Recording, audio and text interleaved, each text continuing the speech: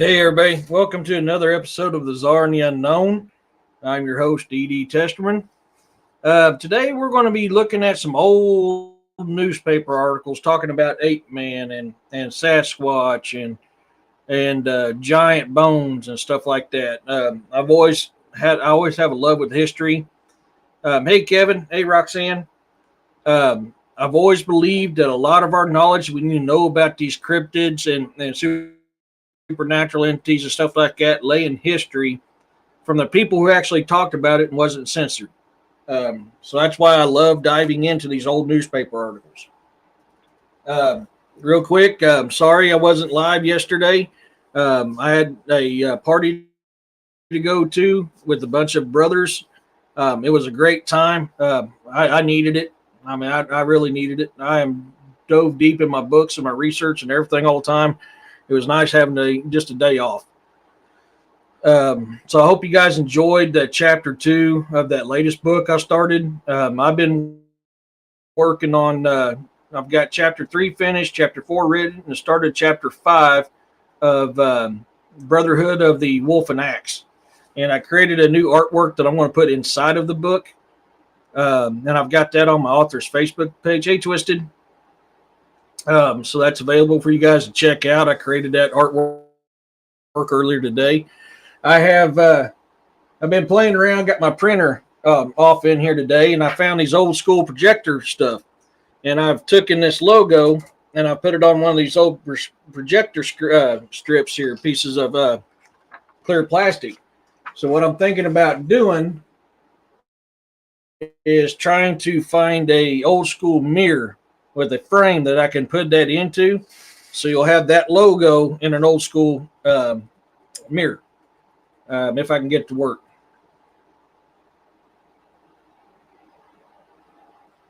Yeah. It was good. It was it was good to hang out with a bunch of brothers for our fall party. It was real good to spend some time with them. I had so much fun. It's hard for me to get around anymore because of, gas prices and everything the way it is. So, no, it's just my regular printer, but I have these old projector. You remember the clear projector stuff you in school used to put this up on the projector and put it up on the wall and you read from it, and teachers used to teach from that projector. This is the plastic stuff from that. So I had a wild hair at my butt and brought my printer in here. Finally got around and put my printer in here in the office.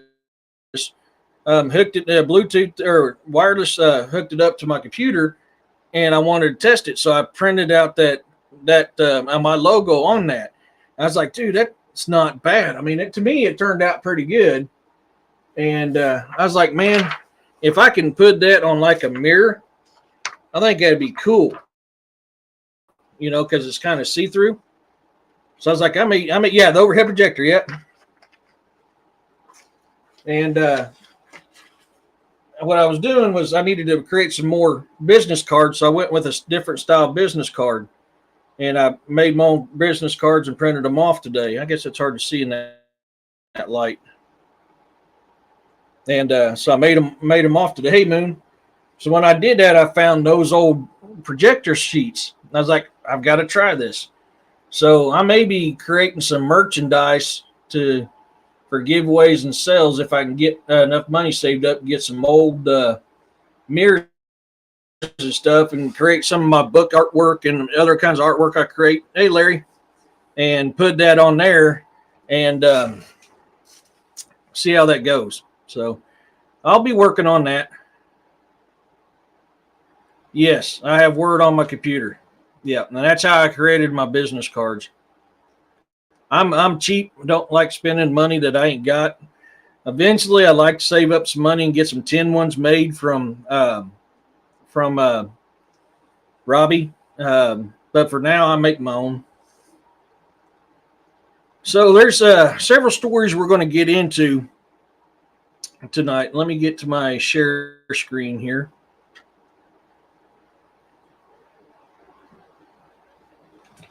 So this one here, this comes from the San Antonio, Texas, The Light.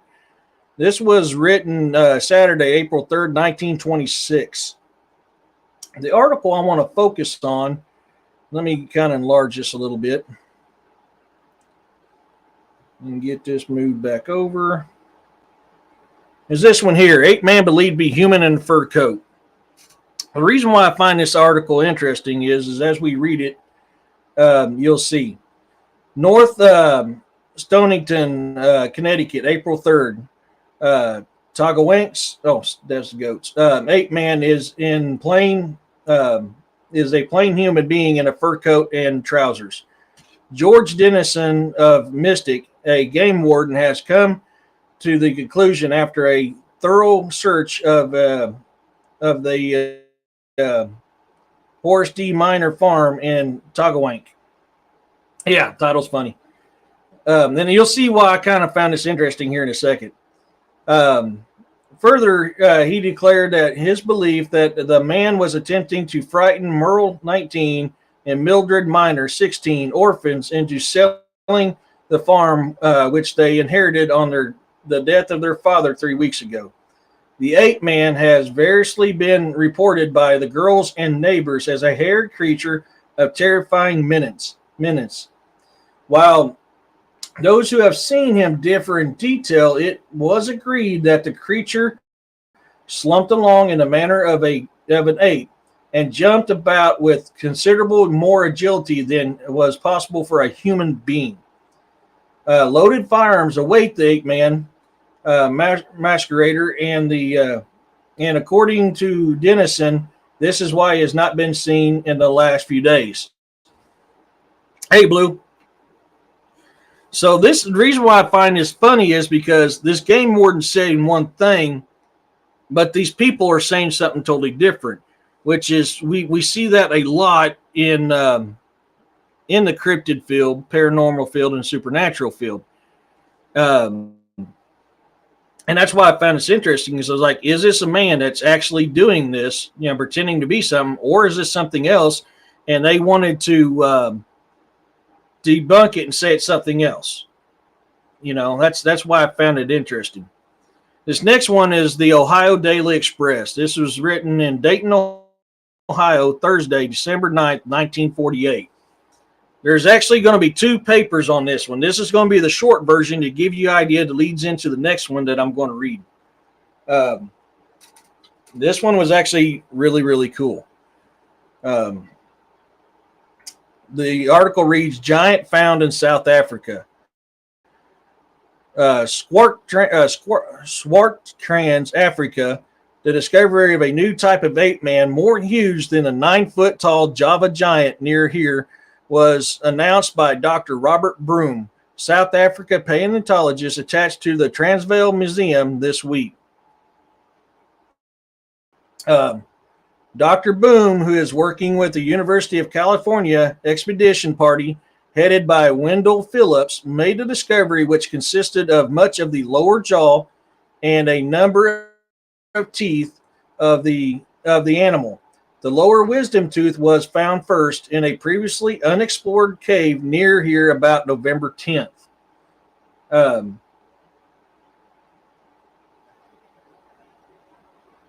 Hey, Corey.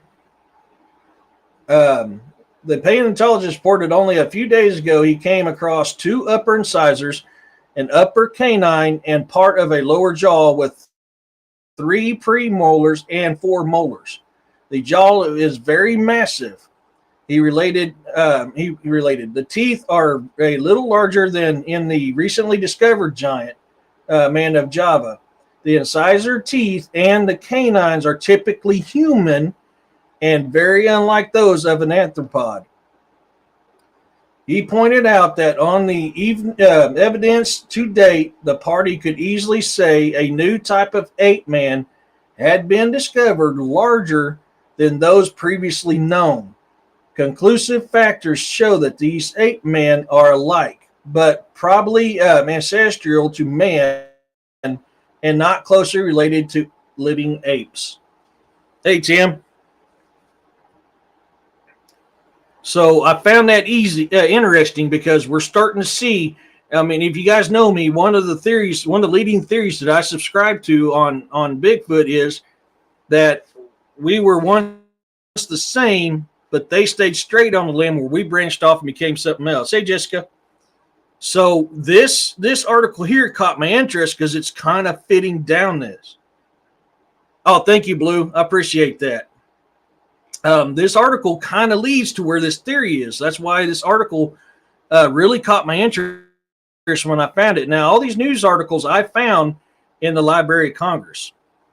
So a more in-depth article that we're going to get into on this very thing here comes from the Sunday Star, Washington, D.C., Sunday, May 1st, 1949. This is going to get more in detail on that jawbone, but you hear it say it's like half human and half human teeth. Yeah, what's that? Heck yeah, man. So in this article, you'll get in a lot more detail. Now, this is the second page of that article. For some reason, the first one didn't get saved. That's fine, because the first article I read talking about this kind of picks up on most of what the first page was talking about. Oh yeah, that was a good show this morning. Let me enlarge this, hopefully it'll come up a little bit easier for you. So the headline, oh come on, the headline reads: Fossil jawbone gives new missing link. I began activity looking for prehistoric ape men in 1936 after working on the origin of mammals from reptiles since I left my native Scotland for South Africa just before the turn of the century. In my search, I was fortunate I found my first early man only a few days after I began the hunt. I chose the area near Johannesburg because it is the only known region where such creatures have been preserved in large quantity, although other sites probably will be found. Yeah, it was, Tim. I had a lot of fun this morning.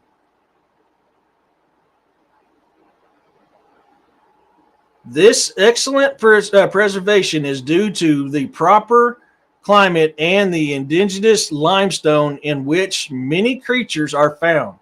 It is also a result in large part to the fact that these creatures were killed by carnivorous animals which dragged the remains into the cave to be devoured.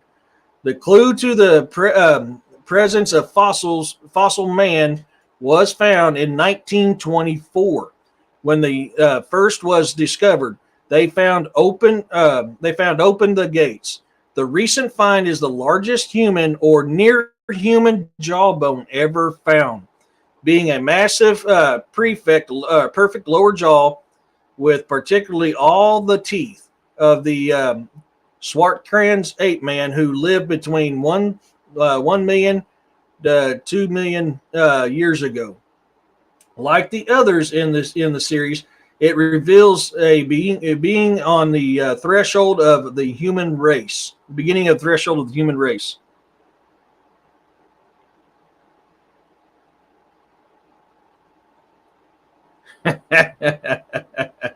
That's funny, Roxanne.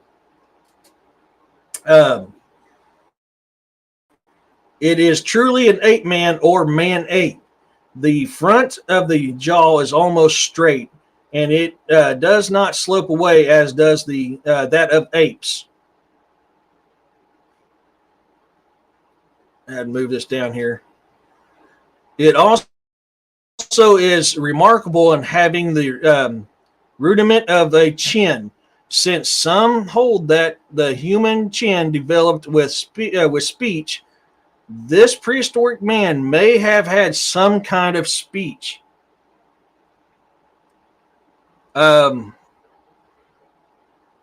This is the Evening Star from Washington, Tim. This one, the first one was from the San Antonio, which was the Texas one, where I because I didn't have the first page to this one here. This one here is actually from Ohio. So the first one was kind of San Antonio, to give you an idea what was leading up into this article here.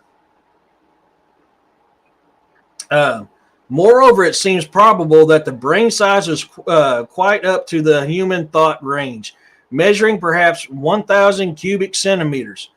This was the size of the brain of Anatole France, and that of the um mathematician and philosopher uh, Leibniz. If this is so, we can hardly hesitate to call Schwarzkopf's ape man. I ain't going to get into Italian there.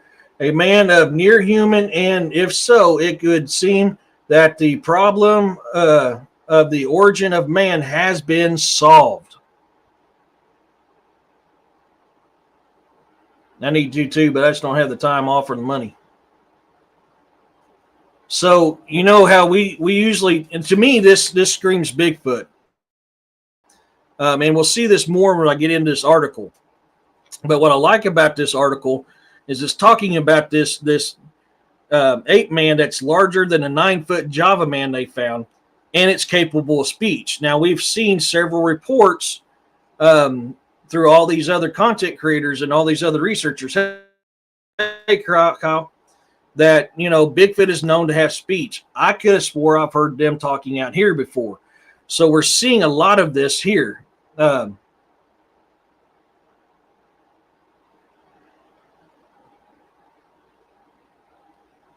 article in and around 1889 about the UFO crashing into windmill and alien being buried is local cemetery. Yeah, that happened here in Missouri.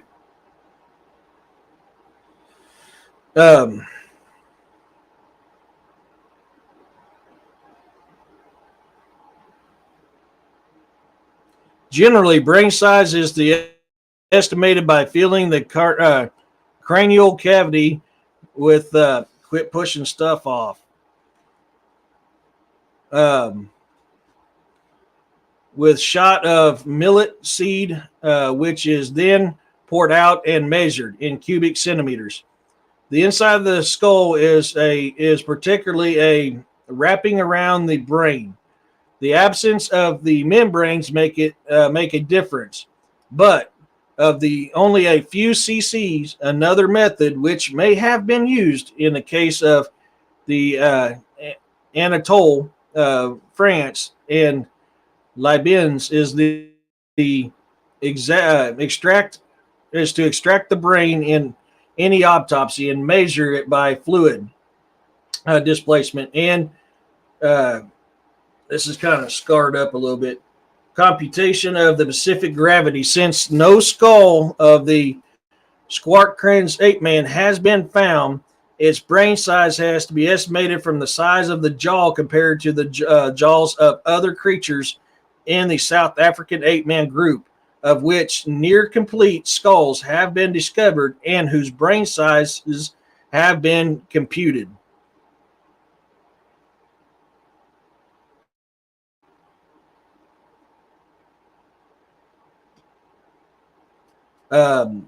The latest find is perhaps the most important human of near human jaw ever discovered. It caps the series of initial finds I made on the Schwarzkopf's farm from last November through mid-February. These include a male jawbone with large teeth, which were particularly human in structure, part of the jaw of a female, 2 teeth, and the radius of an arm. This last was delicate enough to indicate that this prehistoric man walked on his hind legs. The distinction between the male and female jaw in the South African ape man group is drawn from size and robustness.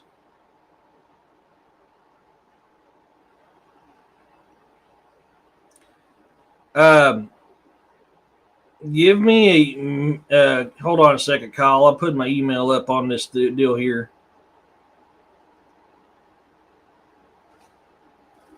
I think it's this code here, if I remember correctly. Let me try that one or one other one. I thought I saw one of my teeth hiding behind the couch. It ran off before I could catch it. Oh, that must not have been it. Let me try this one.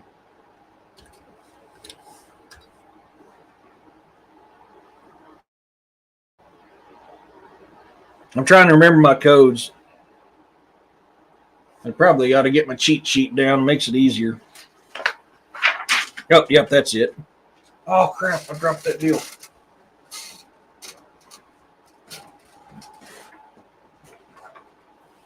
Ooh, I don't want to put it on that.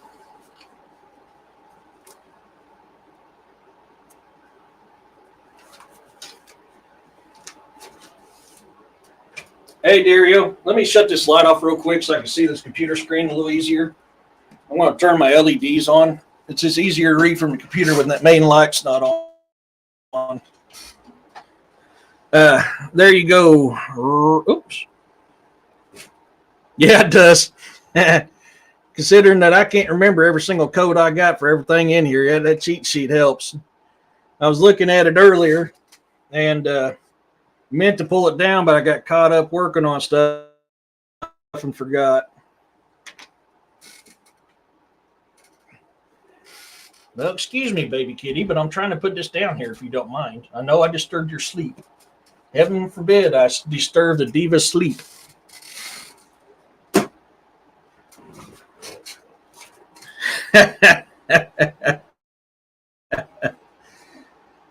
I could be, man. I could be. Oh, man. I did for a second. I did. The latest find is perhaps the most important human or near human jaw ever. Oh, okay. Discovered. It capes a series of initial finds I made on the. No, I did read that one already. I'm sorry. I forgot to move that down. I knew that sounded familiar.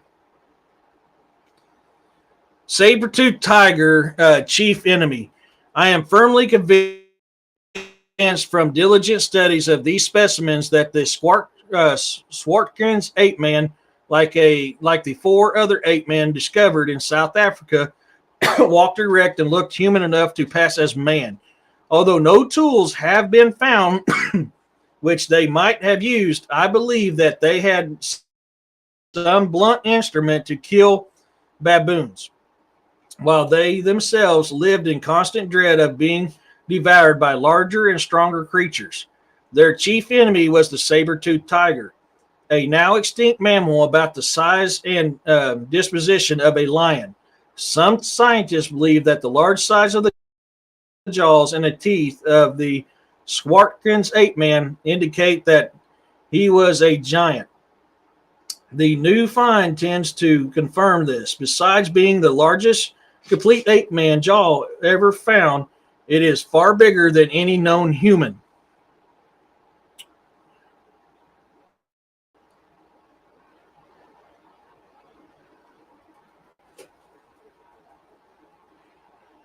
Any known human jaw. It may well be that this is the jaw of a very large man who was of tall stature, but it is very risky to judge height from a jawbone. So here you're getting into giant stuff. Now, you guys know my feeling. I believe Bigfoot is a type of giant. Nephilim were one type. There was all different kinds of types of giants, and you're hearing here, they're even calling this ape man of giant stature a giant.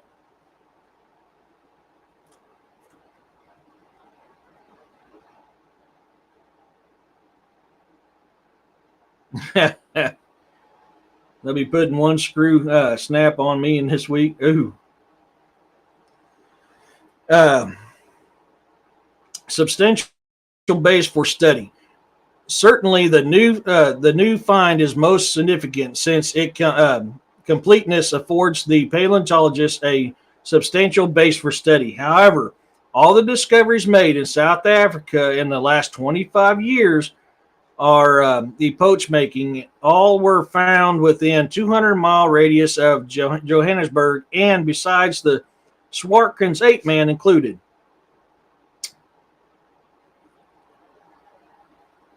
the Tungans and Makapan ape men, both found by Raymond Dart, professor of autonomy at the University of Witwatersrand, Johannesburg, and the Squirtfontein and Cormdorel ape man, both of which I discovered.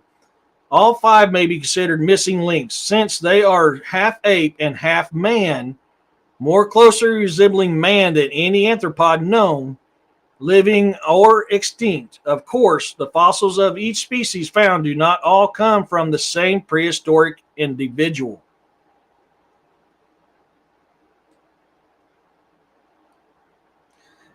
Yes, that was.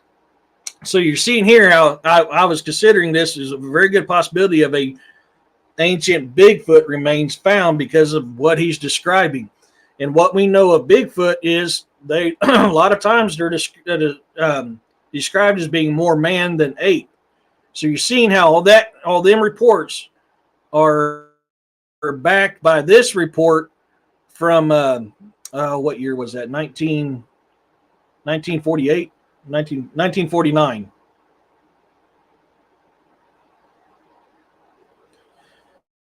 So this is why I found this article very interesting. And this is part of the reason why I subscribe to the I just seen that one. Dwarf remains also found. This is why I find that theory that the reason why they can mate with us and we can mate with them because genetically we're very similar. This year's kind of talking about that they're finding these ape-type men that it's known as the first men. So the theory that they stayed on that branch where we branched off and became something else, this is why I kind of subscribe to that a lot. And, the Native Americans will tell you that they are the elder big brother, the first beings. They were here before we were. That would make sense with this article here. So this is why I find this very interesting. Professor Dart found the skull of the Tungans ape man in 1924 in the home of a farmer who kept it on his mantelpiece. All others were found in excavations, and each bears the name of the farm on which it was found. The first species of ape man I found, the Squirtfontein, which I discovered in a limestone cave in 1936. I gave the Latin name Felicianthropus. I don't speak Latin, or near man. The designation is warranted in this case, and that of all other four since the bones found fit perfectly the description of ape man or man ape. However, to the Chrome Dory ape man, which I found in 1938, I have given the name Paranthropus or beside man. Yeah, I am not good at foreign languages. I forgot most of the foreign languages that I knew. From common ancestor. The bones of these prehistoric South African creatures do not prove that man descended from the ape. Rather, their tremendous importance is this: they tell the scientists that a man and the anthropod apes of today, the chimpanzee, the gorilla, the orangutan, and the gibbon, sprang from a common ancestor, and thereafter parted. The South African discoveries represent a group of ape men or man apes that are the closest now known to the time when the split began.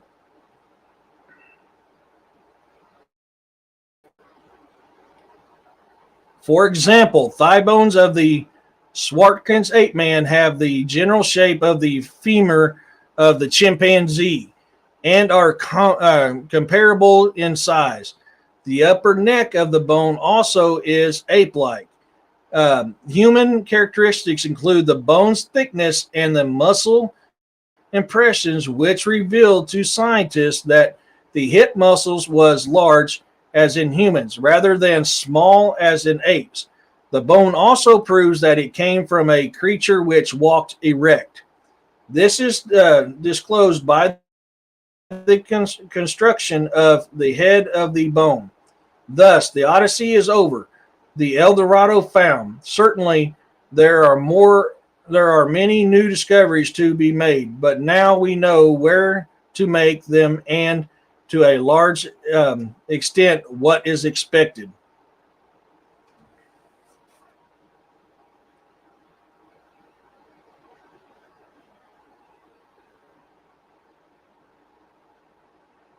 I didn't even see this one here.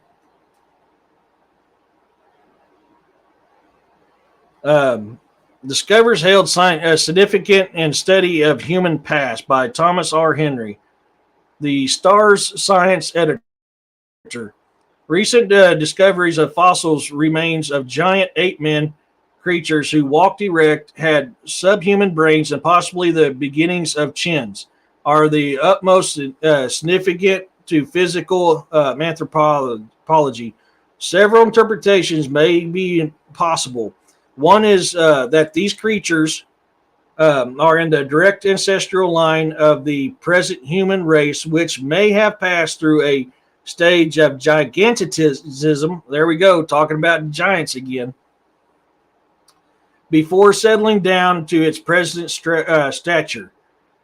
Another is that 2 or 3 million years ago, there were a considerable number of ape-like species scattered over Africa and the Far East, who were evolving in the same general direction towards the human status. Such is the opinion of Dr. T. Dell Stewart, curator of physical.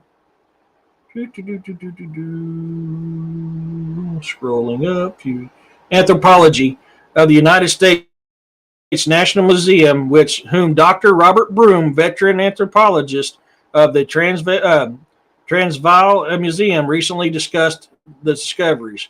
Dwarf remains also found. The whole picture is complete by the recent discovery in the same general locality of remains of race of dwarf ape men, which with bones indicating that they walked erect and whose skulls, while quite ape-like, indicated a high intelligence.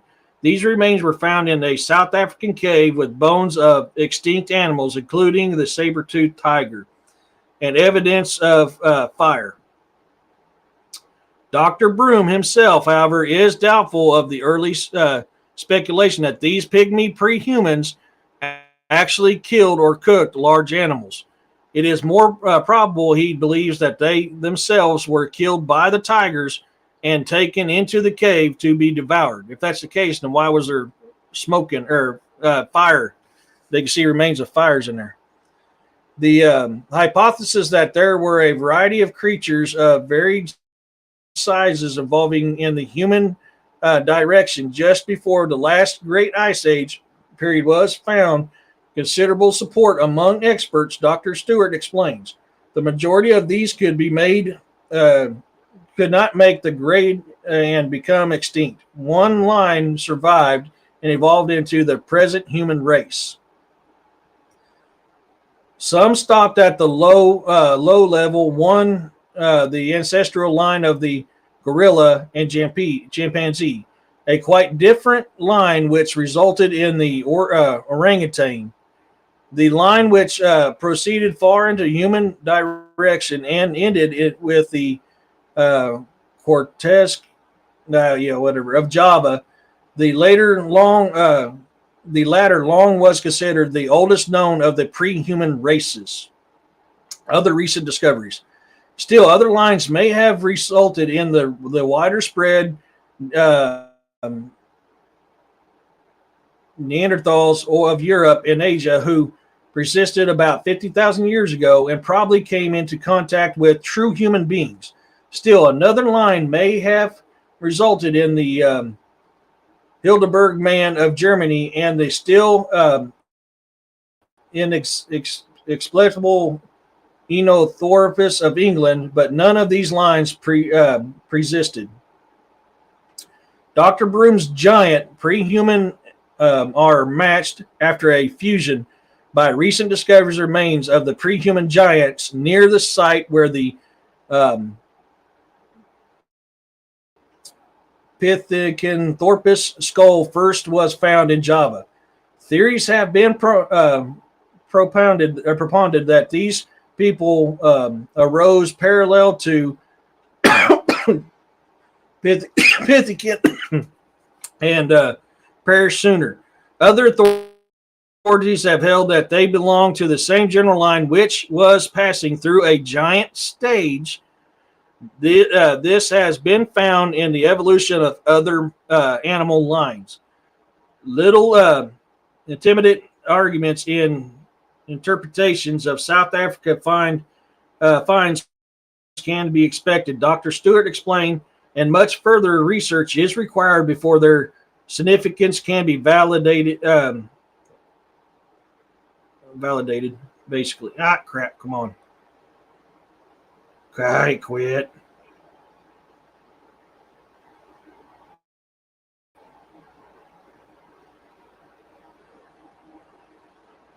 So, what you guys think of those news articles? I mean, that really. Now, I'm not saying that is the true line of Bigfoot or humans. I'm just saying that this is showing that there's a huge connection here. A very huge connection here with this type of stuff. Hey, Roger.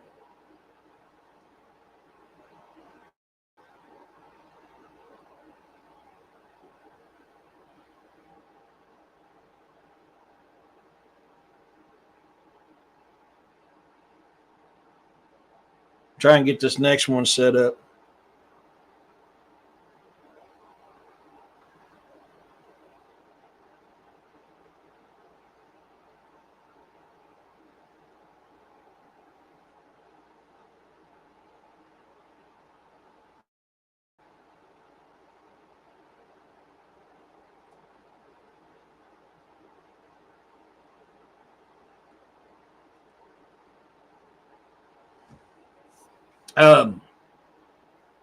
Mel's hole. Let me get this up on the screen. I did a video on this one here. But I figured I'd add it in today so you can actually see the news article, the actual deal, except for the part that I had screenshotted. This comes from the Evening Star, Washington, D.C., Wednesday, August 12th, 1959. The title is, What's a Sasquatch? Queen Philip learned. Kamloops, British Columbia. This is going to be kind of hard to read because on my end it's kind of blurry. It looks like it's coming good there, but from my end it's blurry. British Columbia, August 12th. The strangest story Queen Elizabeth and Prince Philip heard during the Canadian tour was the tale of a mysterious Sasquatch. Hairy giants who inhabited the mountains of British Columbia. The royal couple heard the story one night while vacationing near here at the remote fishing lodge.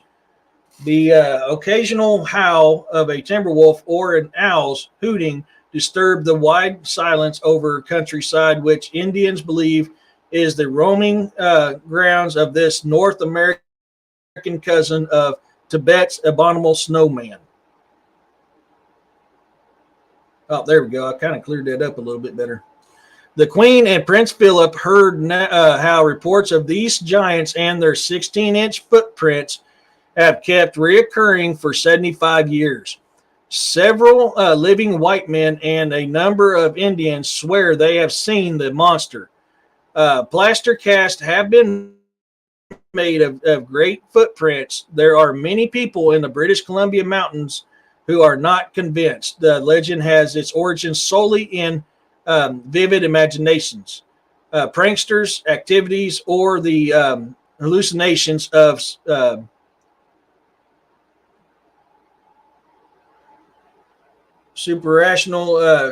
superstitious Indian women in encounters with murdering bears. A composite picture of the Sasquatch emerges from reports of the creature at places as widely scattered. Man, it's getting hard to read when it's small, but it blurs when I make it larger.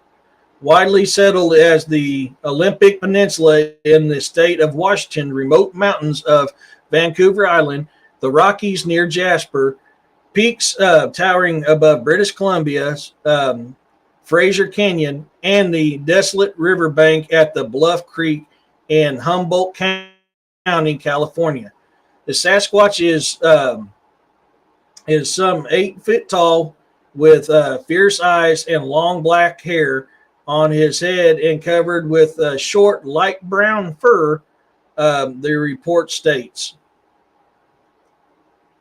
The Chinchills and Shoshones, 2 Indian tribes of British Columbia, have many Sasquatch legends.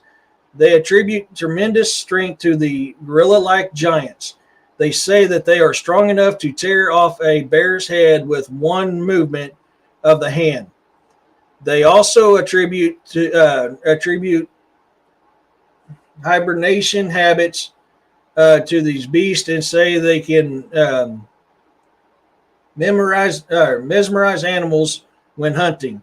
A railroad train crew provided the first report of a Sasquatch. Their story was published July 4th, 1884, in the British Colonist, a newspaper in Victoria, British Columbia. Most curious of all the Sasquatch stories comes from Albert Otzman, an ex-logger of Fort Langley, British Columbia. He has sworn an affidavit that he was kidnapped 35 years ago, about 120 miles north of Vancouver, by a Sasquatch who tried to mate his beastly daughter to the white man. Mr. Otzman swore he was held prisoner for a week along with the Sasquatch family in a wild canyon. He says he escaped when the Sasquatch tried to swallow the contents of his large snuff box and rolled in agony on the ground.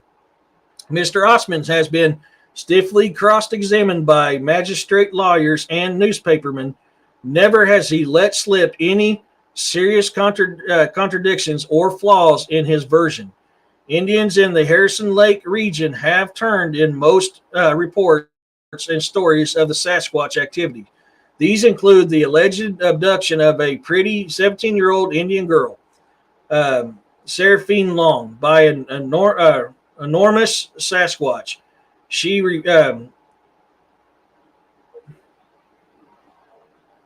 reappeared,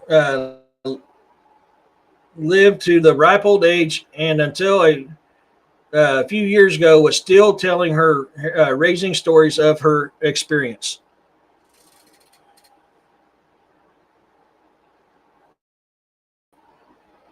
So you're seeing there, this is an abduction story here. That's a couple different abduction stories by Bigfoot. So when people say that these things don't steal humans, we're finding stories in history in newspapers of people talking about that.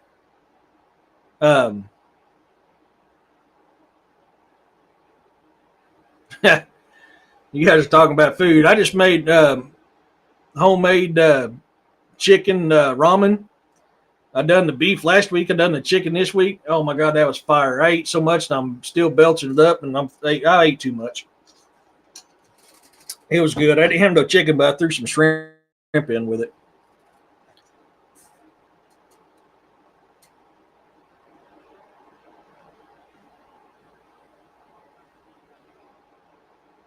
Get this next one set up here. This comes from the Key West Citizen, Friday, May 27th, 1960. Where did it go? Where did it go? Where did it go?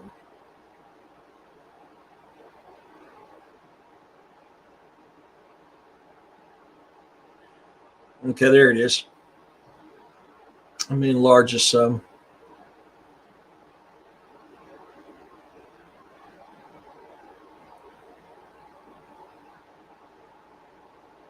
Promise made on Bigfoot catch. Oroville, California. A hunter who believes abominable snowmen are in California wants to know what the state would do if he catches one. You'll have to catch him first, Attorney General Stanley Moak said Thursday in a letter to J.M. Eckhart of Oroville. Eckhart claims he was hot on the trail of the fabled snowman, but wanted to be sure that state laws would let him keep such a mountain creature if he caught one. So if you're getting, this is a small article talk about how, I mean, even back in 1960, they were trying to catch these things. You know, this, like I said, this was from back in 1960. Oh God, my daughters used to do that with ranch dressing. I'm just not a ketchup guy, and my daughters, man, they had to have ranch dressing on everything.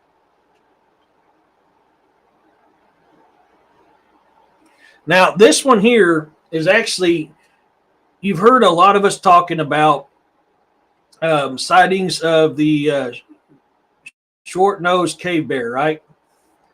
I found this article interesting. This is one, actually, I found this today. This one I found today, but it's intriguing. I mean, I don't know how else to put it. It is freaking intriguing, and it sounds like that short-faced bear. I got to try to remember where it's at on here.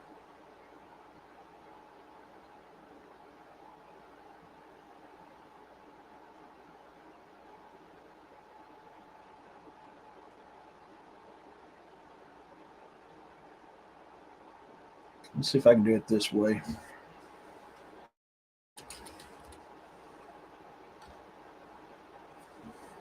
It probably won't let me do it. No, it won't let me do it.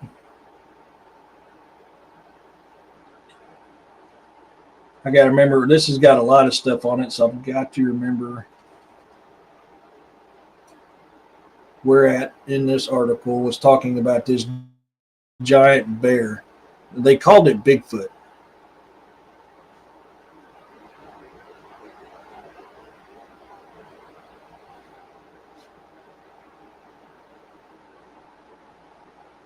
There, found it.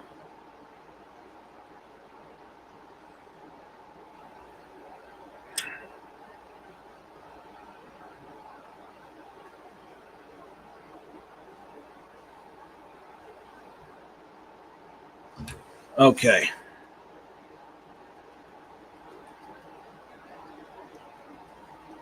Yeah, I've heard that too, Tim. I've heard that too. Let me get this up on the screen here. This one's kind of dark, so it's going to be hard to kind of read and see. This comes from Mount Sterling Advocate, Tuesday, September 2nd, 1902.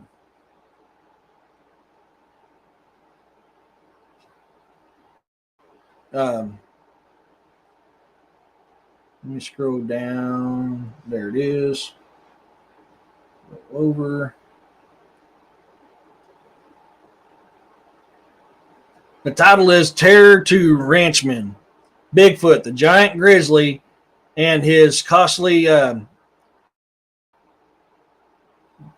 deportations. Bigfoot, according to a recent dispatch in the New York World, is on the rampage again, and the cattlemen of West Idaho County, Idaho, from the Snake to the Salmon River, are up in arms against him.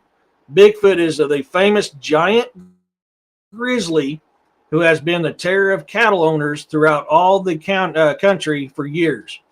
Nearly twice the size of an ordinary grizzly, Bigfoot for years has alleviated his left his tribute prime steers, and no one has been found brave enough to or clever enough to catch or kill him. With a single blow of his giant paw, he kills the largest and best animal he can find, and he usually takes the pick of the herd. He makes a single meal of the animal, and it is usually a meal that would provide a camp full of men for a week, and disappears never to return to that locality again that season.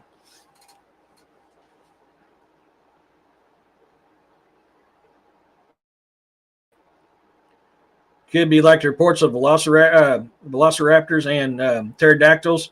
I just can't even say it's impossible, no matter how outlandish it seems. Not after my own experience. Yeah, I mean that's the thing. Uncut is this is why I love these news articles. You know, because they tell you about stuff that happened, and they're talking about this grizzly that's twice the size of a normal grizzly, which would put it in that cave bear genre. I mean, I could be wrong, but I'm pretty sure it does. And this is from 1902. Yes, 1902 was before the Smithsonian could censor. Exactly. It would be awesome to see a Nessie type. Yeah, it would. I mean, that's a good story because that's why I keep trying to tell people when I'm doing research on these type of creatures, I'm going back in history, and this is why I always push for people to go in history and research the history. Don't go with the current fad. Don't go with the current news. Go back in history because back then they lived with these things and they talked about these things before it was hushed up. That's why I'm going to these news articles and not online stuff. I want to read it from the horse's mouth from that time frame. And that's what I like about these. But this is why I found this interesting. This actually came up on my Bigfoot research, but this is why I added this in here because it fits a lot with that cave bear theory that a lot of us have talked about.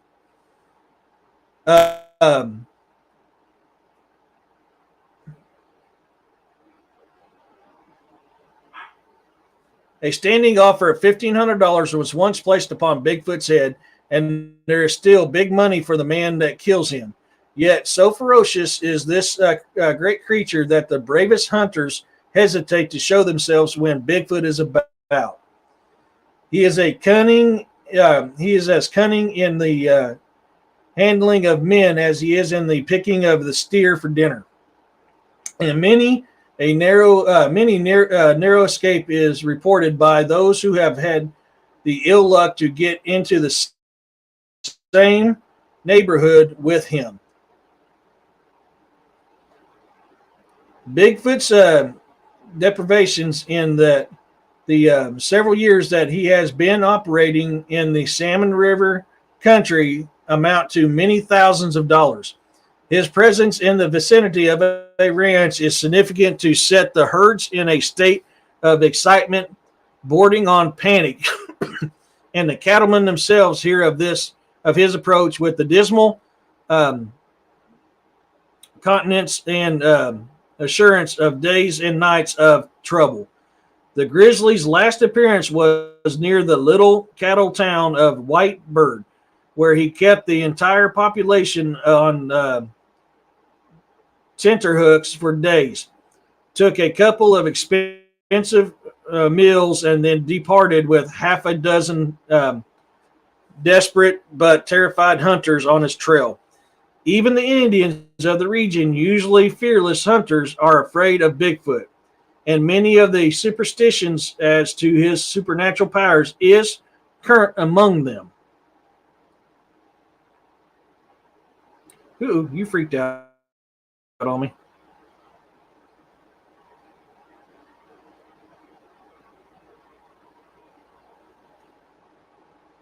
So I mean that there is, I mean that's just a.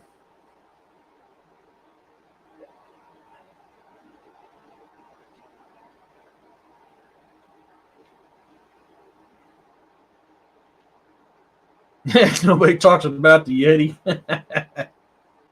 We've talked about the Yeti.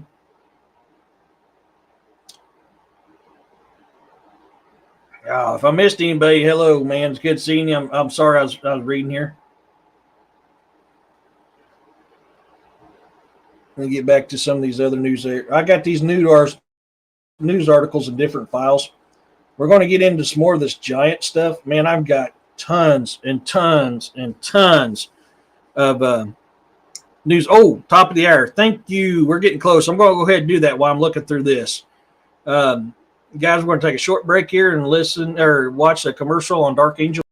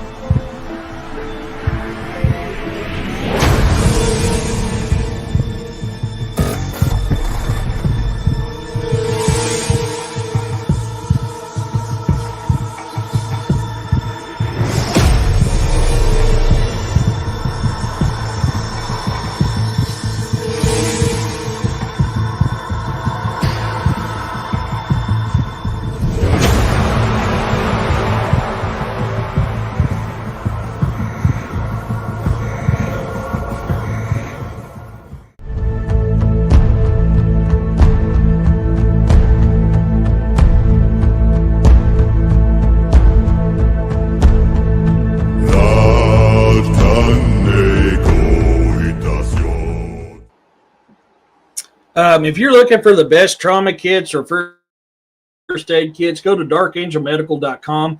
Use discount Cryptid20 for 20% off. You can use FSA and HSA towards these kits. If you go to YouTube and look up Dark Angel Medical, or you go to Instagram and look up Dark Angel Medical, Carry Pocket Doc Davis gives videos on how to use his kits. I am a big believer in his kits. I own 2 of them. This is the one I take in the field with me. I have another one on the headrest of my pickup, and I'm fixing to get me another headrest one for my work truck. You're going to pay the money for these kits, but they truly are 100% kits for life.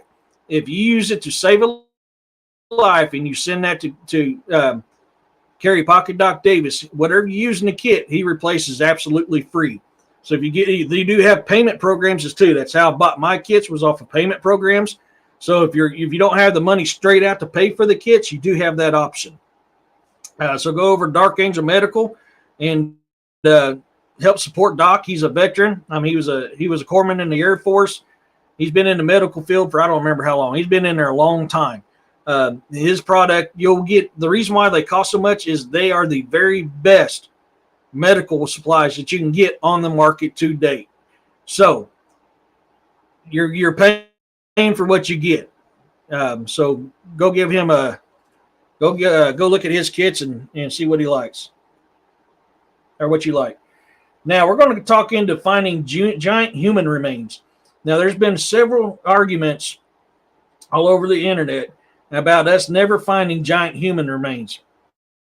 I found news articles about finding giant human remains. Oh my Lord.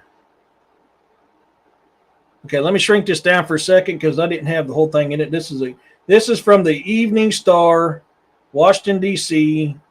Come on, pop it up where I can see it. Of course, you're going to be a pain in my butt. Let me see if I can get it to do it this way. No, you're not going to do it that way, are you? No, you want to be a pain in my butt. Mm-hmm. Stupid thing. Usually it highlights and let me. Their Evening Star, December 7th, 1944.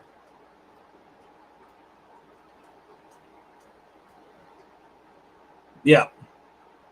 Let me get this shared to the screen real quick.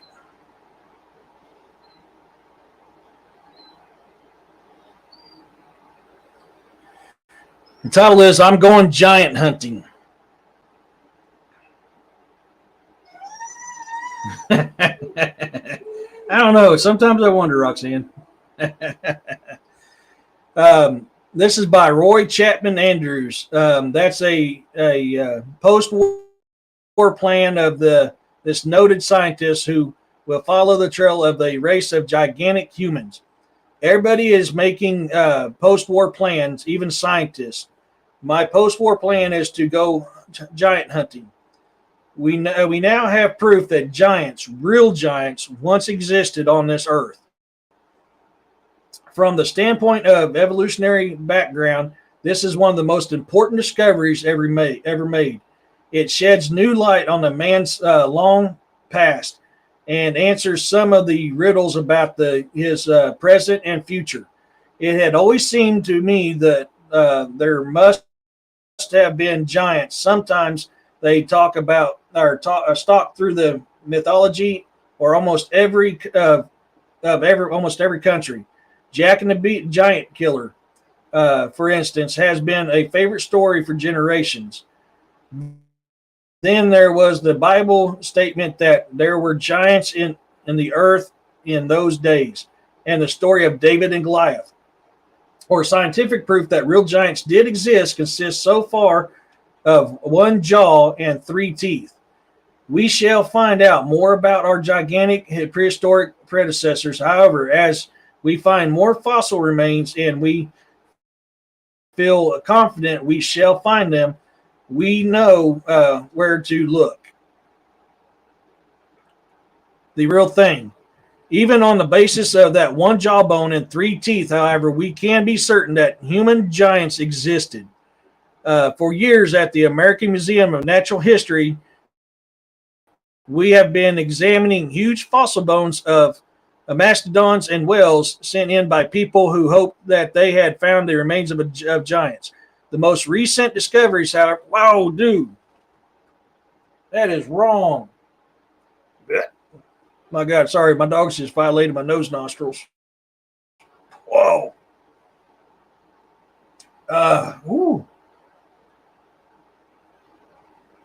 People hoped they had found the remains of a giant. Their most recent discoveries, however, are the real thing. Hey, will you quit knocking stuff off?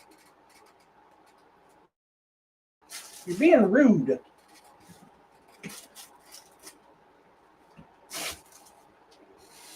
I don't know why you got to take up that whole side. There's plenty of room for you. Oh, cats.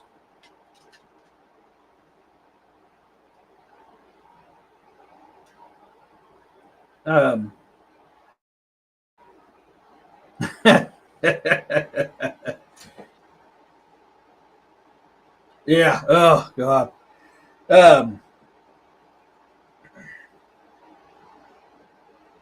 Enthusiast scientist study has established them as human.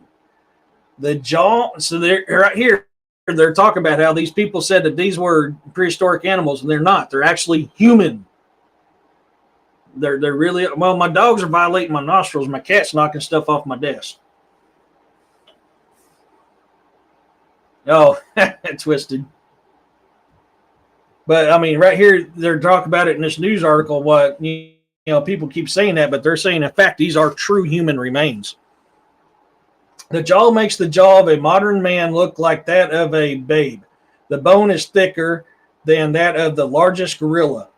The 3 teeth came from 2 different individuals, and they must have belonged to men even larger than the giant whose jaw was examined.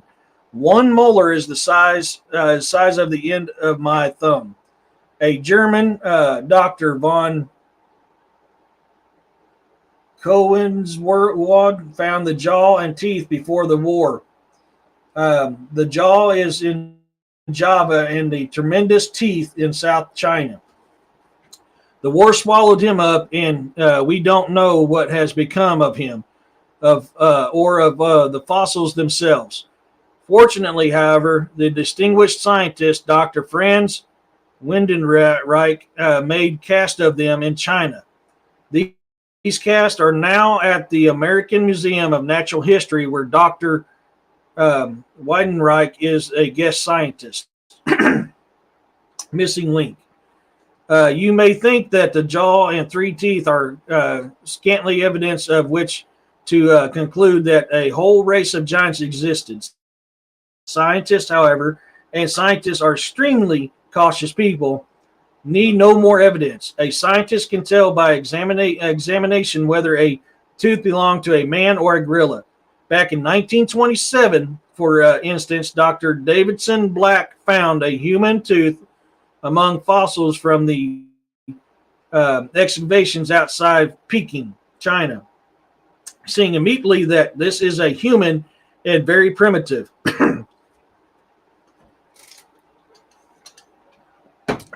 Sorry.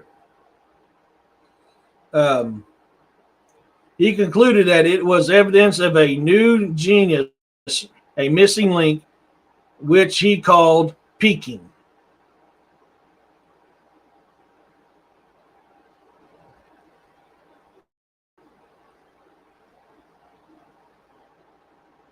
Come on, light up for me. So, I mean, you're seeing right there that even back in this time, they were talking about finding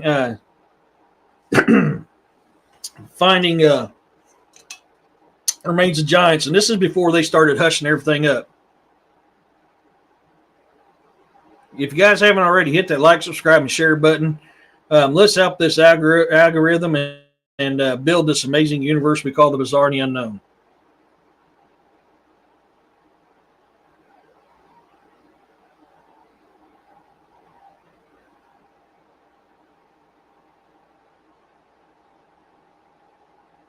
Yeah, that's what makes it hard for me writing uncut. But I still do it because I have fun with it.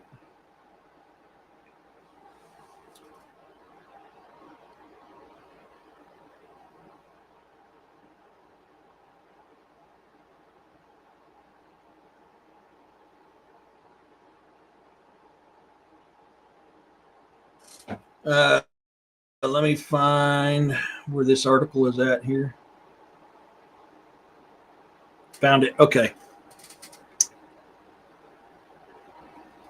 Thanks, Twisted. I love that. Got my DNA on the like button. I love that, Twisted. That's awesome.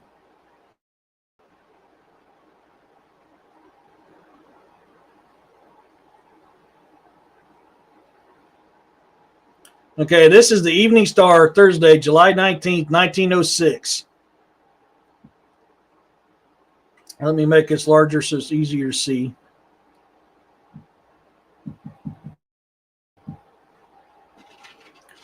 This article reads, two skeletons of one man. Oh, there it goes. Mystery of Irish Giants remains. Bristol and London finds from the London Standard. Several persons of distinction were born in more places than one, if the place concerned can be believed. Some left two skulls behind them when they died. But Patrick O'Brien, the famous Irish giant of 100 years ago, beat them all. For the two complete skeletons of him have been discovered. One is in the museum of the Royal College of Surgeons in London. The other was dug up at Bristol recently. The story of the new discovery has been particularly told. Excavations are being made on this site of the old Roman Catholic Church in Trenchard Street, Bristol, and the enclosed in the rock. 12 feet below the surface, the workmen came across an enormous lead coffin, which was found to contain a skeleton of heroic dimensions. The breastplate on the coffin, which was perfectly legible, stated that the remains were those of Patrick Cotter O'Brien, and that his height was 8 foot 3 inches.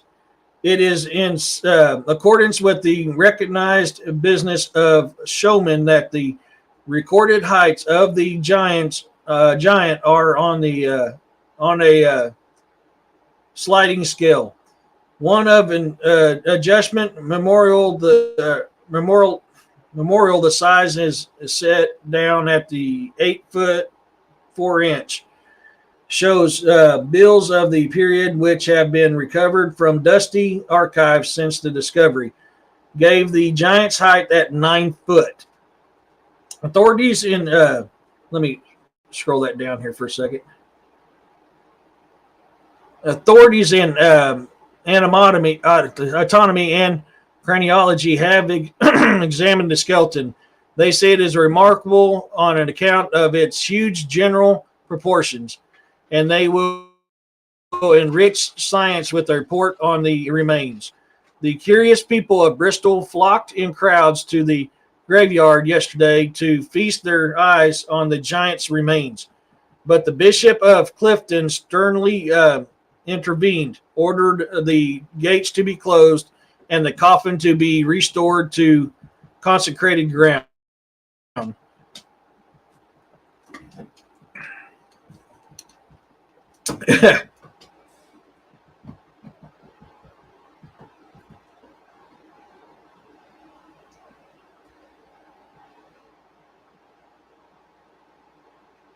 Sorry, I'm trying to get caught up here.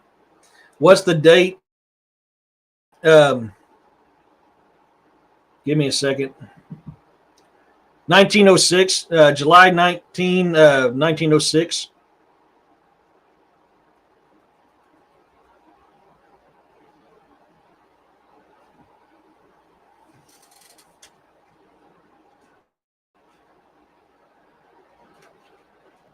Yeah.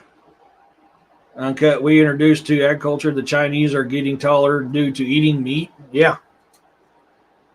How you read the fine print? It's hard.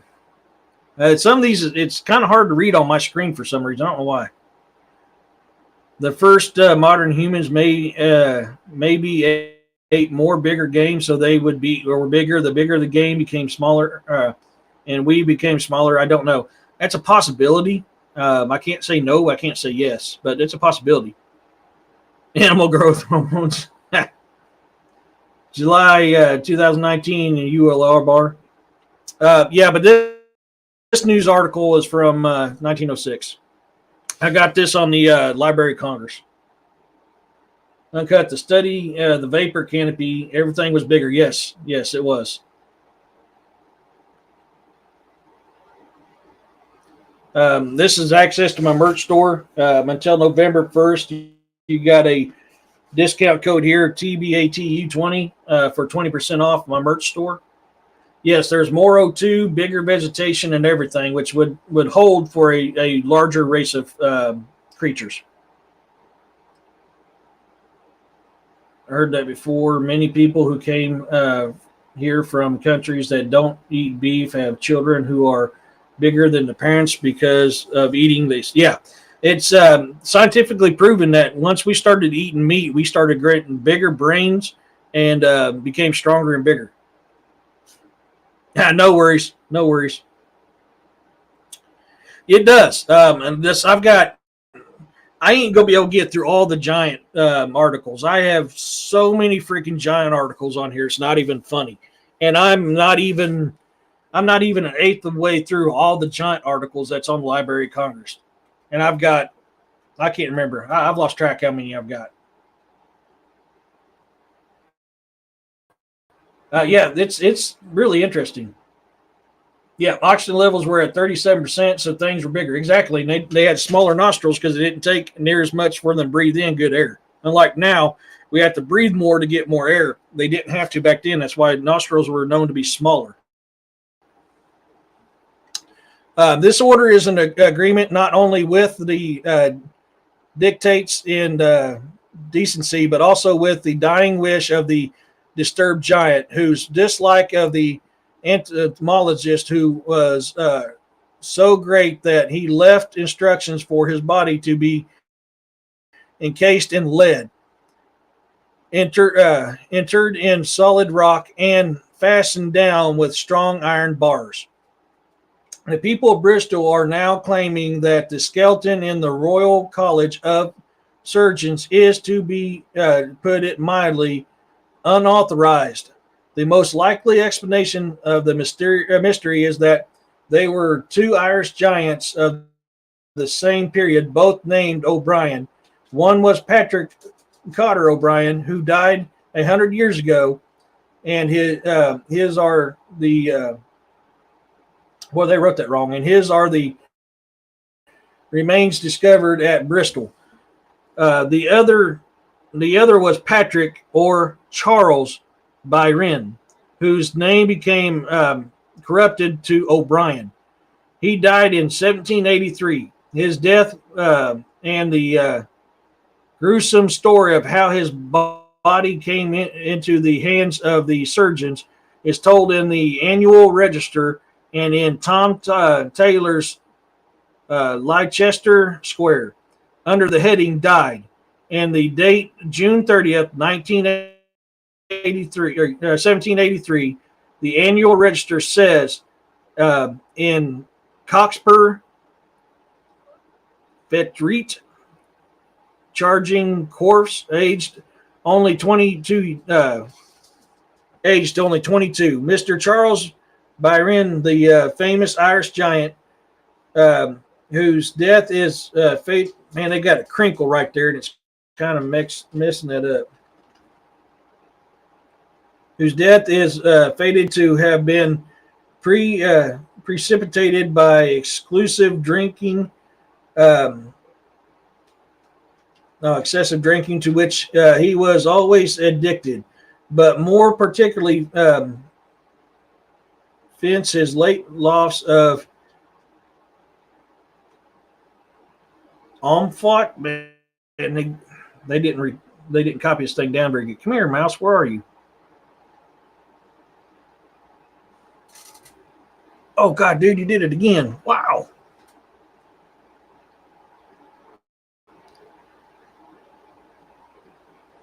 Film off involves his property, which he had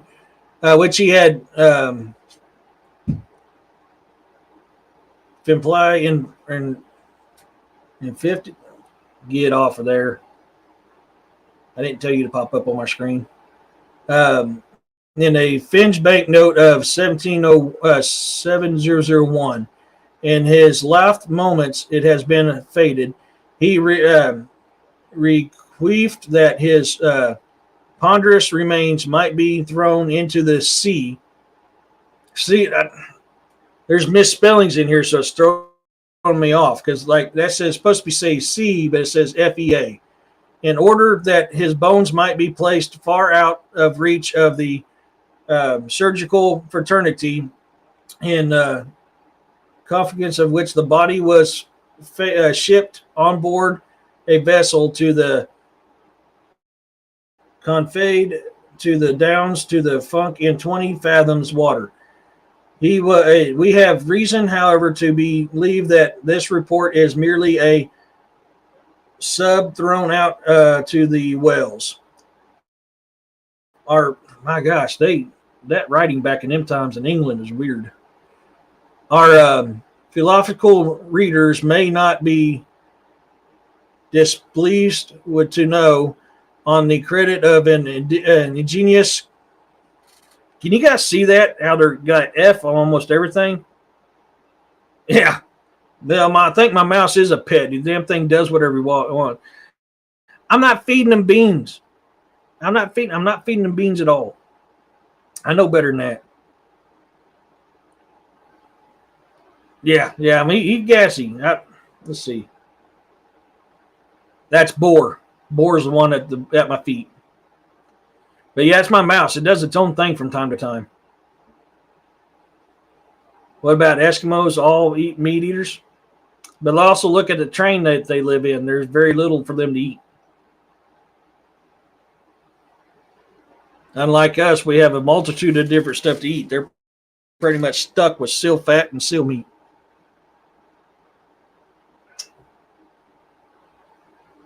Quit.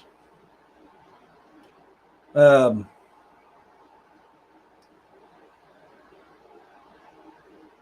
informing himself that Mr. Bryan in a good 1780 measured 8 feet, that in 1782 he had gained 2 inches, and after he was dead, he measured 8 feet 4 inches. Neither his father, mother, brother, nor any other person of the family was of extraordinary size. The body snatching suggestion is the developed, which much detailed in other publications of the time. It is declared that Dr. John Hunter, a famous psychologist and surgeon, gave $500 for the body, but in these accounts, the height is given as only 7 feet 7 inches. O'Brien, dreading dissection by Hunter, had shortly before his death arranged with several other of his countrymen that his corpse should be conveyed by them to the sea and sank in deep water.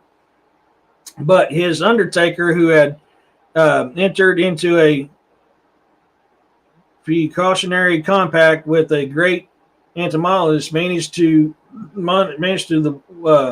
that while the escort was drinking at a certain stage on the march seaward, the coffin should be locked up in a barn.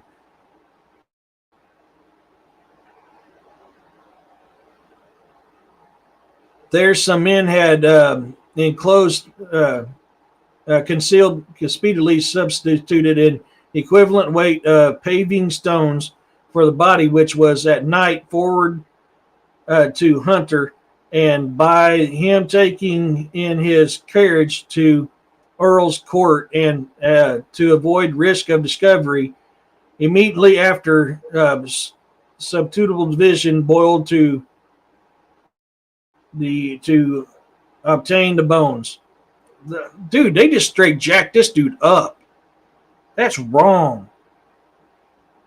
Whether Charles or Patrick, whether Brian or O'Brien, it is certain that the skeleton is now to be found at the Royal College of Surgeons.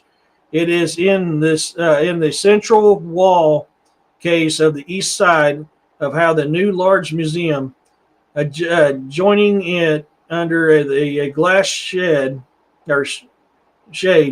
is that of the Sicilian dwarf Caroline Crocchimi, who died at the age of 10 years, 29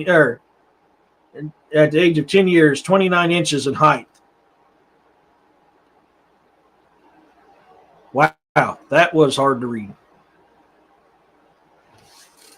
So you can see even back then how scientists and surgeons were being disrespectful to people. I mean, they boiled his body down to keep his bones, and they stole his body against his wishes. You know, sadly, this is what happens when science thinks that they control everything.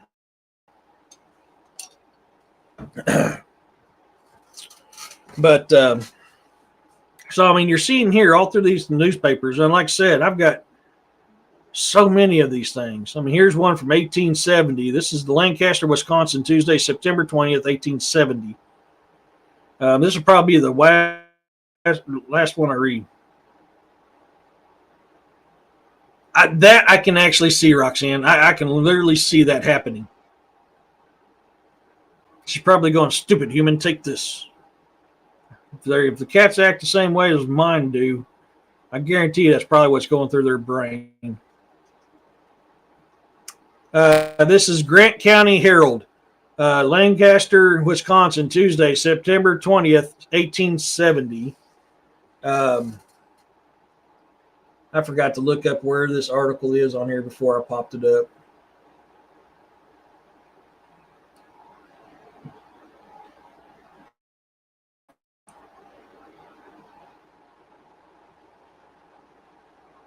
I got to make this bigger so I can see it better. I think that's it right there. Yep, that's it. Found it. Okay. Headline reads, an astonishing discovery. A human skeleton 13 feet in height.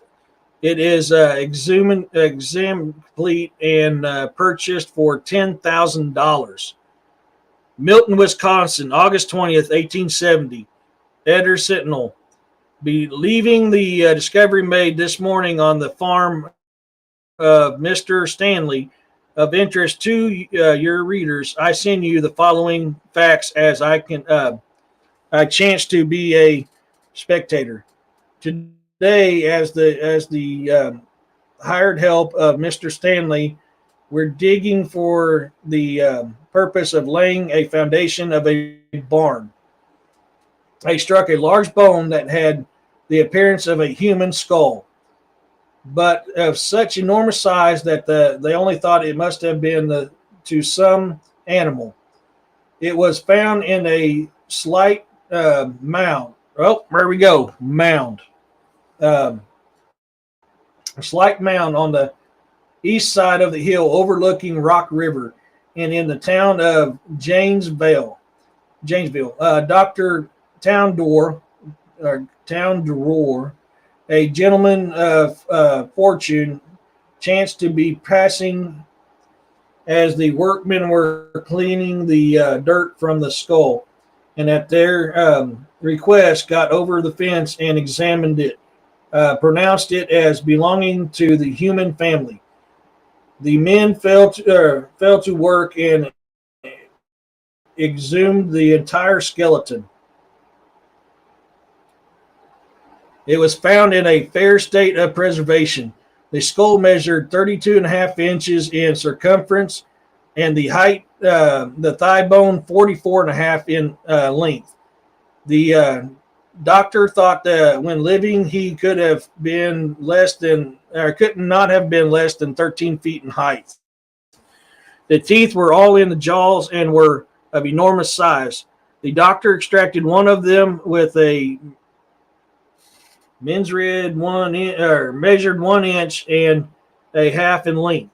The most remarkable part of this strange discovery is the fact that the lower limbs from near the knee to the end of the toe are entirely petrified, the flesh having changed to stone and the parts being perfect in shape. As he was buried in a sitting posture, the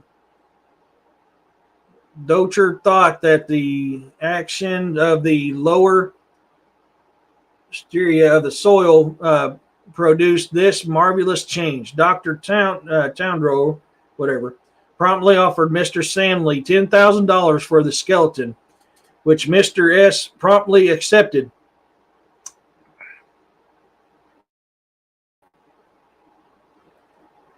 I lost.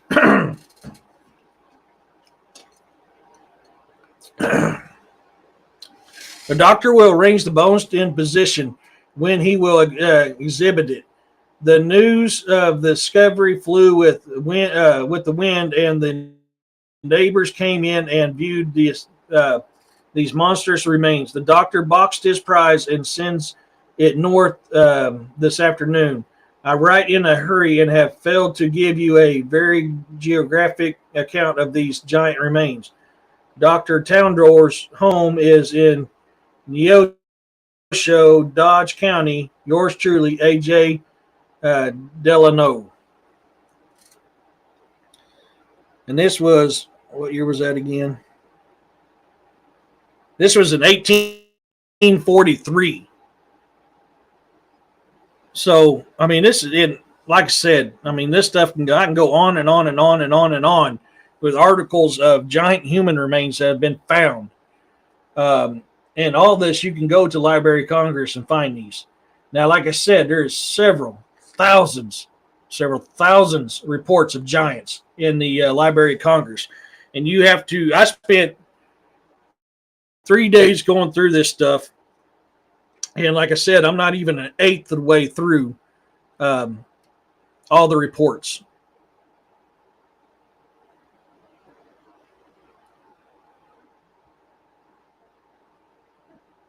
So, what do you guys think about these? I mean, these news articles of these ape men and Sasquatch and giants and giant grizzly bears that we've read here tonight. Yeah, that's how I feel sometimes, Twisted. I mean, really, that's how I feel sometimes.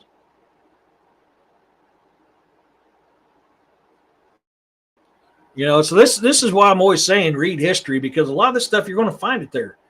I mean, you heard these. These are newspapers from the 1800s and the early 1900s talking about finding all this stuff, talking about encounters with this stuff.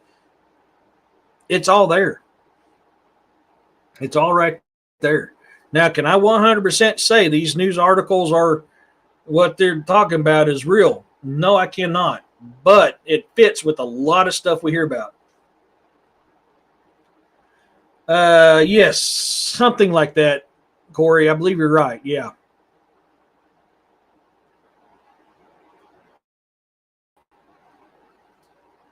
Yeah. So, and which, that kind of fit with the Great Flood. The fact that it was fossilized. When I've done my stone giant shows, and I recount in ancient cultures around the world how they talk about how the god or gods flooded the earth to kill off the giants because they were displeased with the giants, and their bodies were covered in soil underneath the flood, which turned them to stone, which preserved them. And in them shows, man, I've had the pictures of these petrified remains of giants. That article there could have been a remnants of the Great Flood and a giant that was petrified during the Great Flood. And the fact it was in a seated position but found in the mound, that would suggest maybe not, but I can't dispute it. I mean, maybe it died just before the flood and that's how they were buried. But we've known through several encounters or reports of mounds having giant remains in them. And here's one from that time frame that was talking about it. Petrified is fossilization. Okay, yeah, it's a type of fossilization. So petrified is the same as fossilization. It turns into stone.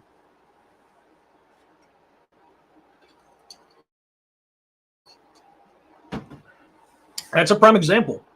Uncut. That is a prime example. Petrified forest is in my thoughts. I mean, the petrified forest is a prime example of that. No worries. It's good to see you in here, Ida. The older news articles weren't being hidden from us, and that's the thing. Yeah. I mean, you're right, Corey, and that's why I like reading them. That's why I like doing research on them. But I literally spent 3 days looking this over, and I'm not just on the giants, and I'm not even an eighth of the way through. Hey, do you know what's going on? So, I mean, this is interesting stuff. The fact that we're actually finding archaeological discoveries that would fit the theory that Bigfoot and us are the same species because of what they found. So, I mean, it's right there. It's all right there. These archaeologists were talking about this stuff back in them days before they were shut down by mainstream science and by government and mainstream historians. Before they were all being shut down, they were writing about this stuff. As you recall, some of the first articles I talked about how these ape men were very human, were more human-like than they were ape-like. And the fact that they're probably linked to us. Like I said, that's why that theory of I believe that Bigfoot stayed on one path where we branched off and became another. That's what I find interesting at that news article, because that's pretty much like what I thought it would be. Is it? What is it? Is that how it is? I have no idea. But it fits the theory. Yes, because they fit with mainstream science and mainstream history. That's why colleges control that a lot too, because it goes against their narrative and education. They don't want us to know the truth. That's why we got to study history to know the truth. If you're looking for a great handmade knife, you're going to pay for what you get. They're a little pricey. Ken Brock with Brock Blades makes hand forged knives. You can buy two of the same knives, and they will not be the same. But you get your money's worth. So if you're looking for a good hand-forged knife, go to brockblades.com and let Ken know you want something. And he even makes some, so you can talk with him and see what he can make on something that you like. So, but that's why I say, man, this is people that was living and doing this stuff and talking about it before they were censored. So this is why I'm very big on this stuff. If you want to know the truth about the things we're researching, you can't just go to current history. You got to go to past history too. You got to go even past what I've read tonight to further history. You need to trace it all the way back as far as you can. And you can see by these news articles what I'm talking about. It's all right there. I mean, you got, and I had it up on the screen so you guys can see it. This was not stuff I made up. They were legitimate news articles. That's why I did the screen share so you guys can see that as well.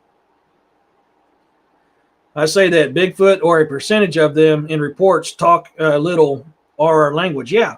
And it was talking about that one that was, that was bigger than the 9-foot Java ape man that had a chin that they believes could talk.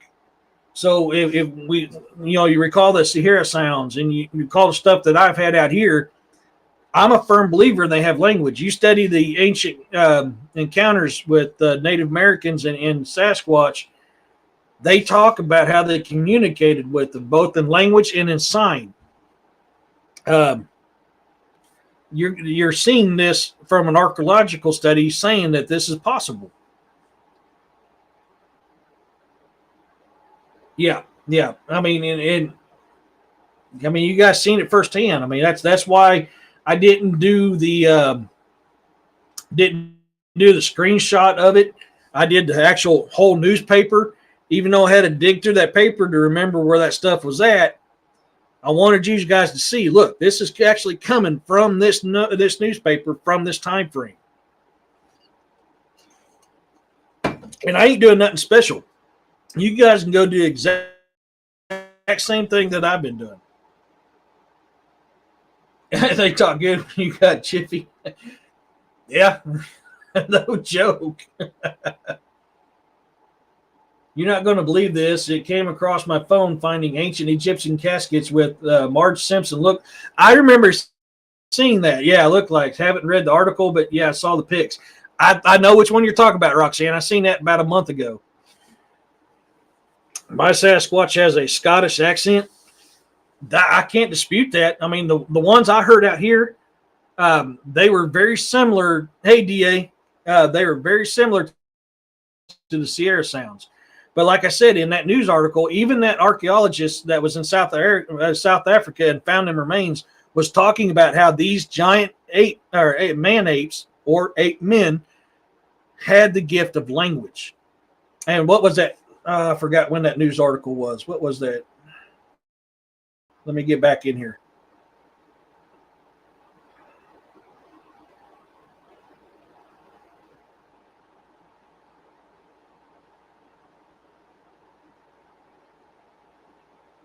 That was in 1949.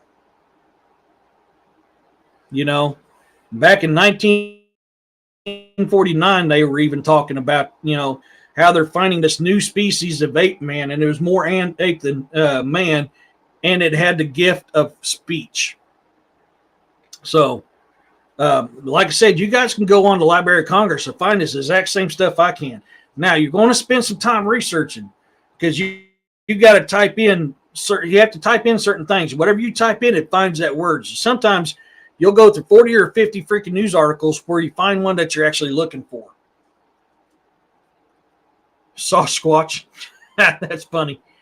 Let me get back up to it. I lost it. If you guys ain't already, my good friend here, my good brother, one of the greatest authors there is right now, Mr. D.A. Roberts, is in the chat. You can go to his YouTube channel, the DAX Machina, and give him a like, a follow, and a share. The dude's good. The dude is good at what he does. I mean, I am not even in the same league as DA when it comes to writing our podcast. You will not be disappointed.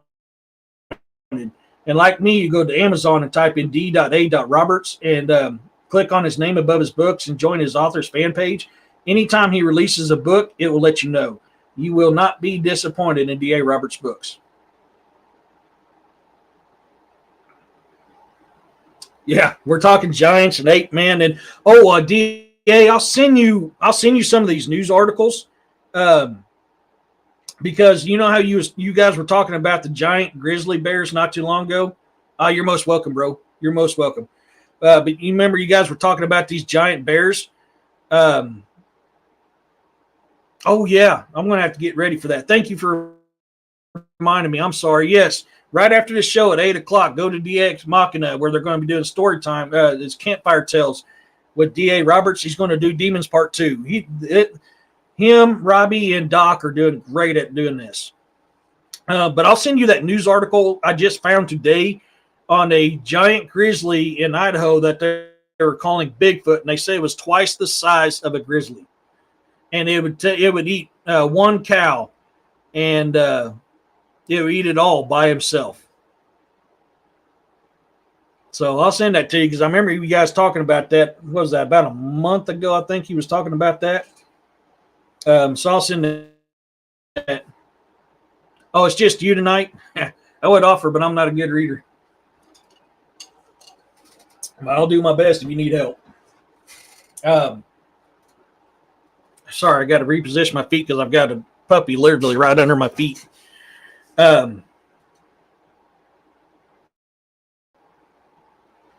That's exactly what I was talking about. That short-faced bear, DA, is exactly what I was talking about. It's cool. Actually, there it is. News article, giant grizz. The news article I found come from Mount Sterling Advocate, Tuesday, September 2nd, 1902.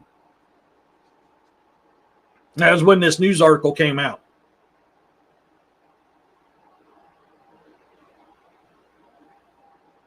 Yes, and that's kind of what I find interesting. Now, this one here, like I said, was from 1902, but it was killing these ranchers' cattle, and it would literally eat one whole prize steer by itself.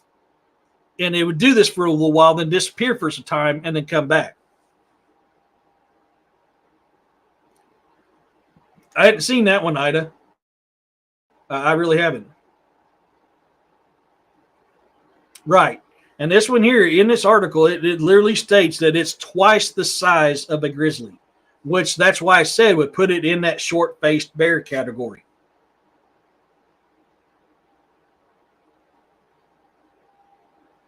So it's interesting.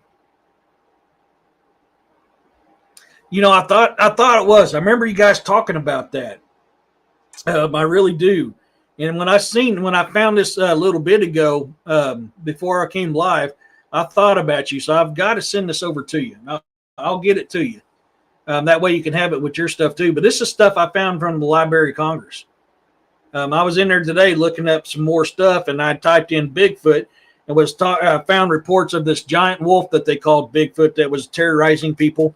And now I find this one on the giant grizz. Is like, dude, I've got to get this to DA. So that's why I saved it, and I read it tonight earlier on the show. So I'll get it over to you. I'm going to do some more looking on the giant wolf called Bigfoot, because I'm kind of curious if that's the same size as a dire wolf. And there are so many news articles about this giant wolf that they call Bigfoot.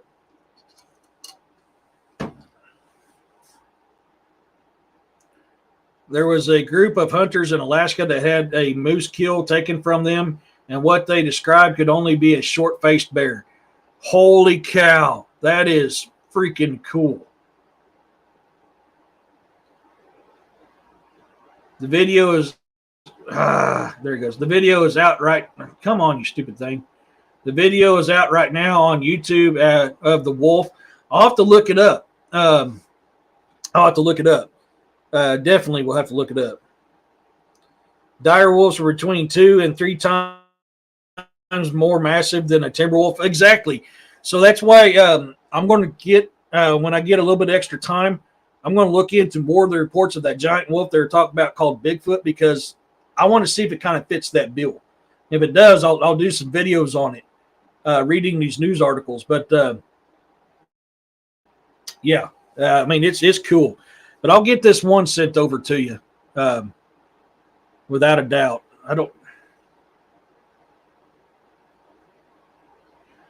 Yeah, what YouTube channel is that on, Ida? But we're going to go ahead and get ready to shut this down for a moment. I want to get a couple things done real quick before DA's show comes on, because I don't want to miss it. And I'm sorry I missed your show last night, DA. I was at a party. I didn't even go live last night.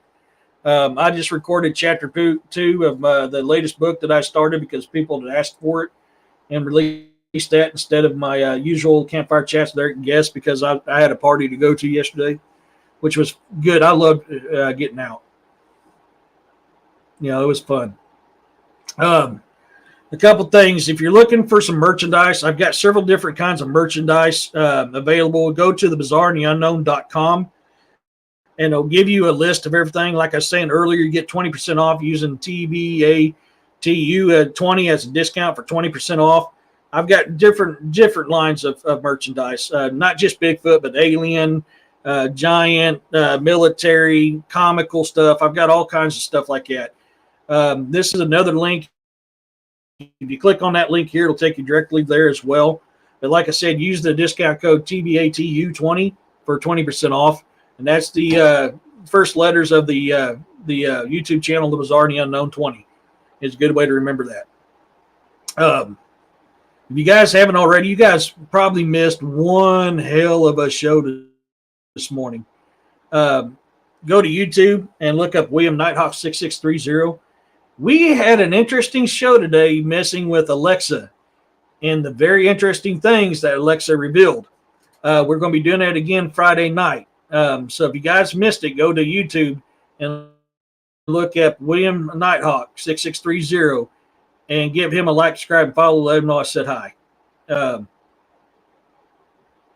I remember the brown wolf that was killed about. Yes, and they were saying they're not sure if it was a wolf, but it was. Yeah, I remember that thing was bigger than the tailgate of the truck.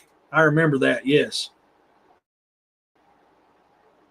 Squatch Watch Network. I've got to remember that.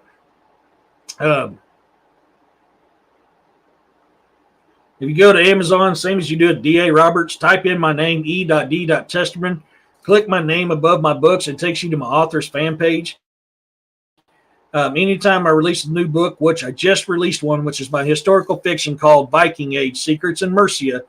And it's currently available on Kindle, hardback, and paperback. And I do have it up for auditions for audio at the moment.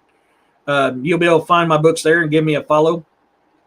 If you guys ain't following Jess Jones yet, the Cryptid Huntress herself, go to YouTube to the Cryptid Huntress. Give her a like, subscribe, and a follow, and a thumbs up. Let her I know said hi. I love the stuff she puts out. Don't always agree with it, but that's what I love about us. And we can disagree on something. We still can come together. And this is how we grow this universe. So the same as DA, same as the others. I may not always agree with what they say. And they don't always agree with what I say. But that's how we grow. And this is how we learn. And that's why I love it. So go give her a follow, just like you give DA a follow. You won't be disappointed. My friend and actor, Jesus Payon Jr., he's also an author. He's got a book out on Amazon right now called Baking Bad. And this talks about his life as Gonzo and several other characters and what he did to lose weight, because he almost lost his life. It's not only just a good cookbook, but the stories that he talks about in this book is amazing. Go buy that and go on YouTube, look up Breaking Bigfoot or Breaking Discoveries. Give him a like, subscribe, and a share, and let him know I said hi. He doesn't always release stuff, but when he does, it's something good. See you, Richard. If you're in the Springfield area and you're looking for a very good motorcycle mechanic, go follow my buddy Peanut at go to my buddy Peanut at Nuts and Bolts Harley Shop. Peanut is hold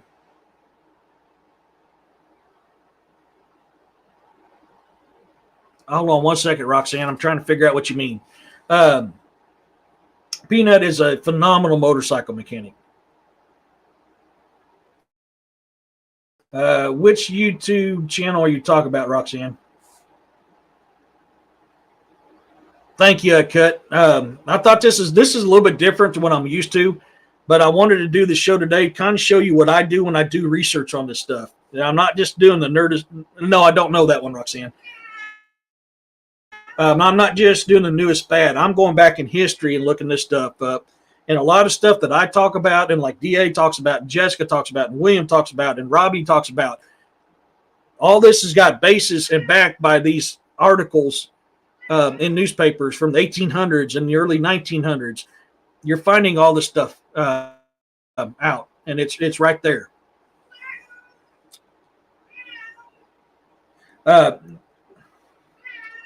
What, baby kitty? I'm live, honey. Hush. Yeah. Sorry, you guys. She's over there meowing. I don't know it, but I'm going to have to look it up, Roxanne. So here in 10 minutes, we're going to go to DA's YouTube, DX Machina. So let's go ahead and get this. We're going to go ahead and shut it down tonight. I've got a poem I made that I like to read at the end of this show. It goes, there comes a time when the warrior falls. They leave this realm and be missed by all. Raise a glass and keep them in your heart. They have kept this realm safe and performed their part. Look to your veterans, your active duty, your EMTs, and the blue line. What they do or have done was walk that fine line. When the demon comes calling on your soul, they will be there to save us all. Hold them in your prayers, for they are deserving. They all have served or are servings. Once again, you guys, thank you so much. To all my new subscribers, I'm growing every single day, and I'm truly blessed. I'm truly blessed and thankful for every single my new and my OG followers. You guys are truly amazing. I'm very humbled. Thank you for coming in and listening to the stuff I talk about. I learn just as much from you as you do from me, and this is what I love about doing this. I've been scared to do this for a long time. December 3rd will be my 1 year mark. I finally broke out, decided to do this. So I have a lot of fun with this. I'm going to be creating some more stuff coming out with you guys. I have released chapter 1 and chapter 2 of my latest book. I started Beast of the Ozarks, book 1, The First Kill. You guys can go and listen to that because I want to give you kind of an idea of what I'm doing with that book. It's out and it's on my YouTube. So until next time, y'all, thank you so much again. Peace, love, and blessings to you all. And we'll see you over on DA's side. And God bless every single one of y'all.